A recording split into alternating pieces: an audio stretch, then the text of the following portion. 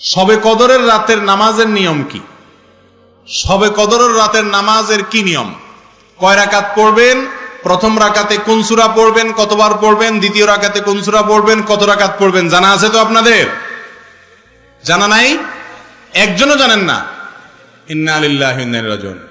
হাজার হাজার মানুষের বিশাল সমাবেশ, আপনারা একজনও শবে কদর নামাজের নিয়ম জানেন না? এটা তো খুব খারাপ কথা ভাই, নিয়ম তো জানতে হবে।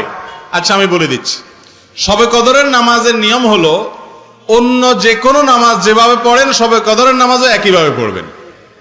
এই হলো শবে কদর নামাজের নিয়ম।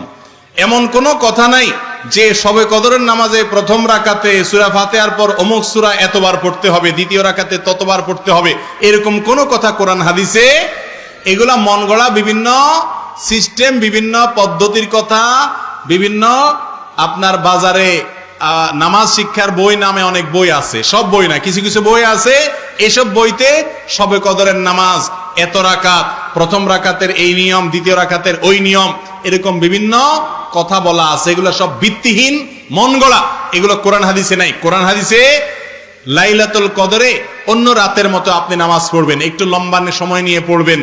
যে কোনো রাতের নামাজ, তাহাজ্জুদের নামাজ লম্বা সময় নিয়ে পড়তে হয়, দীর্ঘ রাকাত, দীর্ঘ রুকু, দীর্ঘ সিজদা, আস্তে আস্তে তেলাওয়াত।